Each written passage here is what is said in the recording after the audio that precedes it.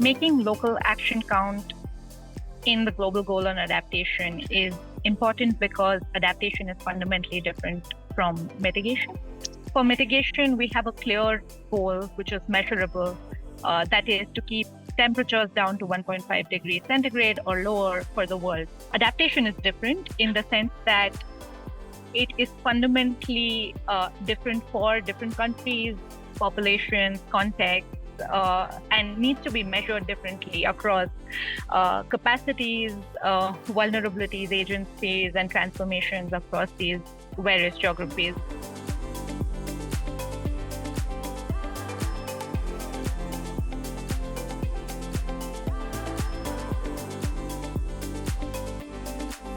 We need to change that divide or barrier where community data sometimes is questioned to say, is this really data that can be used? Because it was not collected by maybe, say, Professor so-and-so.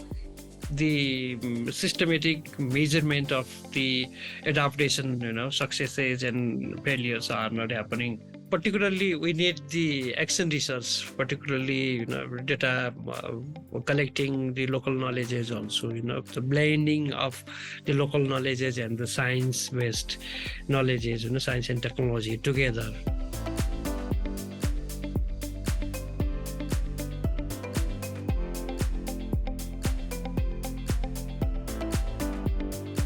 Well-being goes beyond economic growth or economic income, and therefore needs to take into account various aspects of a human life.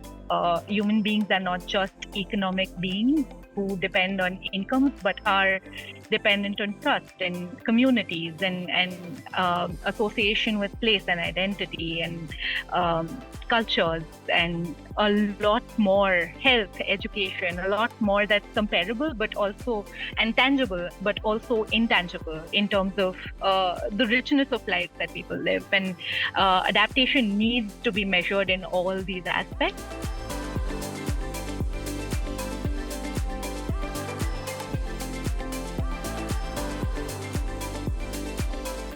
The process of co-creating, locally led adaptation matrices is very important, working together with the communities to identify what are the most important issues, what are the factors, what do they want to see as, successful adaptation.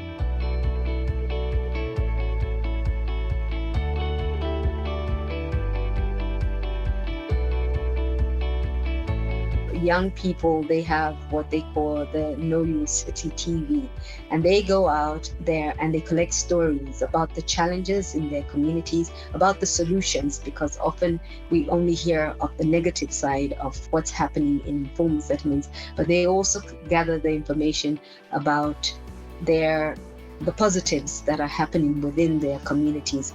We are looking at risk mapping. We are looking at data collection with that climate.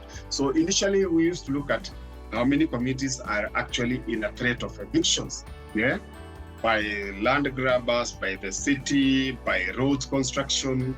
But now we are also looking at how many communities are actually vulnerable to climate change phenomena, how many are in the river riparian. So we are doing all that risk mapping through the data we collect. Probably somebody coming to evaluate, to assess. There are things that you cannot see, but there are things for us we are able to measure. We were from this point last year when it rained.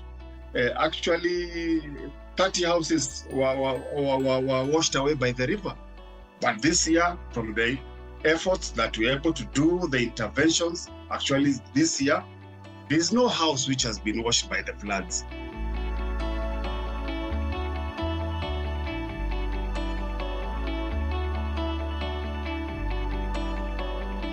A lot of the assessment frameworks are project-driven.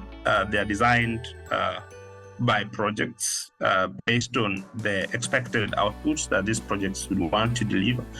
But certainly, this leaves out a lot of aspirations that the communities have in terms of what do they consider successful adaptation? What do they consider as important in terms of intervention But I think that one of the key contributions that the Global Goal on Adaptation makes to local-led adaptation is by beginning to set some targets and some frameworks that can help to consolidate local actions and help to inform some of the aspirations at the local level.